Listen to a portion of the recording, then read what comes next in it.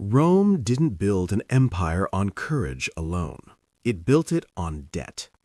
We like to imagine the Roman legions as unstoppable warriors fueled by honor and discipline, but behind every polished helmet and sharpened gladius was a supply chain of staggering complexity and cost.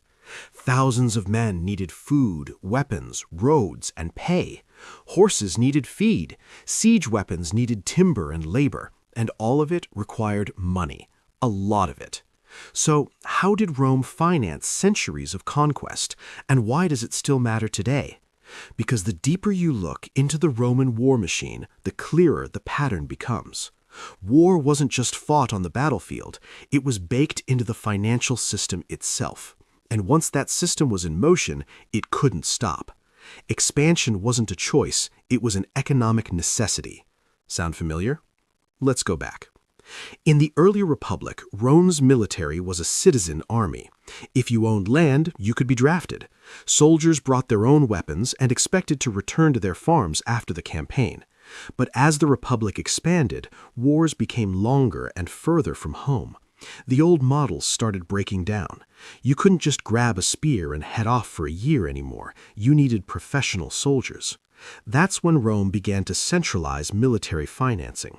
The state started paying stipends to its soldiers. Not much, but enough to keep them loyal. Then came the real pivot. Conquest itself became a revenue model. Every new province meant new taxes, new slaves, new gold mines, and new tribute. It was a self-reinforcing loop. War funded more war. But here's where it gets interesting and dangerous. Rome didn't just rely on taxation, it relied heavily on borrowing. During long or expensive wars like the Punic Wars against Carthage, the Republic took out massive public loans from the wealthy elite, particularly the equites, Rome's rising financial class. These weren't patriotic donations, they were investments, and those investors expected returns in the form of interest payments, tax farming rights, and business monopolies in the newly conquered territories. So war became a business, and the more profitable it was, the more war as Rome started. Sound familiar? Over time, this militarized economy reshaped everything. Political power tilted toward generals who could promise spoils. Senators became shareholders in violence. Private contractors, the publicani, managed everything from logistics to tax collection, skimming fortunes off the top. It was military-industrial capitalism in a toga. And the costs? They piled up. To pay soldiers and creditors, the state had to find new revenue constantly. When conquests slowed or uprisings drained the treasury, Rome resorted to the oldest trick in the book, debasing the currency. Starting under Emperor Nero, the silver content in the denarius was quietly reduced. Over the next 2 centuries, emperors kept diluting it, turning what was once a reliable silver coin into a thin promise backed by more in purchasing power. Nothing. Inflation followed. Confidence eroded. By the 3rd century, Rome's monetary system was in free fall. Meanwhile, the rich got richer. Senators and equities shielded their wealth and land, slaves and foreign accounts. The poor paid taxes and debased currency, while the elite secured tax exemptions and insider deals.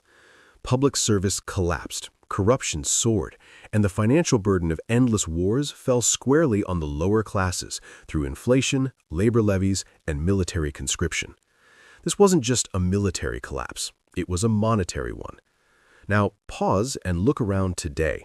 Governments running massive deficits, wars funded through borrowing, central banks quietly debasing currency to cover the shortfall, a financial class getting rich from defense contracts and crisis profiteering, an economy where expansion, military, monetary, or market-based, is the only way to keep the system afloat. It's not a perfect parallel, of course, but the DNA is disturbingly familiar. What Rome teaches us is that an economy built on expansion, especially violent expansion, eventually hits a wall. You run out of lands to conquer, resources to extract, or enemies to fight. And when that happens, the entire system turns inward. The debt remains, the expectations remain, but the revenue dries up. That's when the state starts squeezing its own people. Rome turned to heavier taxation, more currency debasement, more control. Bred in circuses to keep the masses quiet while the elite fortified their villas. Sound familiar? Today, we don't call it tribute. We call it taxation, quantitative easing, or monetary policy. But the mechanics are eerily similar. Central banks print money. Governments spend more than they earn. The rich buy assets. The poor buy groceries with shrinking paychecks. Wars are still financed through borrowing. The U.S. spent over $2 trillion on the war in Afghanistan, most of it funded by debt. Who gets the contracts? Who earns the interest? Who ends up footing the bill through inflation, reduced services, and unstable currencies? You already know the answer. And like in Rome, the cycle feeds itself. Once debt becomes your default, you don't need an emergency to print money. You just need to avoid collapse. You normalize the exceptional. And the longer it goes on, the more you have to pretend it's fine until it's not. That's what makes economic history so important. These aren't just dusty stories, they're warning signs. And when we look at Rome, we see a state that outsourced too much power to private finance, became addicted to expansion, hollowed out its currency, and crushed its own citizens under the weight of unsustainable obligations, not because it was evil, but because the system had no off switch. Today, we're living in a different empire, digital, global, and powered by capital flows instead of legions, but the game is still the same. Money and power move together. War is still profitable, inflation still punishes the weak, and financial illusions still work until they don't. So, what can you do? Start by seeing the pattern, because most people don't. Most people think inflation is random, that taxes are just necessary, that debt is freedom, that growth can go on forever. But the Stoics had a word for that: delusion. You can't opt out of the system entirely, but you can understand it. You can stop playing the game blindly. You can build your own resilience, not just with money, but with mindset. That means studying financial history, not just personal finance. That means watching for signs of systemic stress, not just market hype. That means asking, who profits when I stay confused? Because you weren't supposed to know this. You weren't supposed to ask how Rome paid for its wars, or how the modern state does it now. You were supposed to focus on the theater, the headlines, the GDP, the distractions, not the mechanisms, not the incentives. But now you know. And once you know, you can't unsee it. Financial education isn't just about budgets and investing. It's about understanding power, understanding systems, and seeing through the illusion of stability. So, next time you hear about a new conflict, a new stimulus, a new crisis, don't just watch.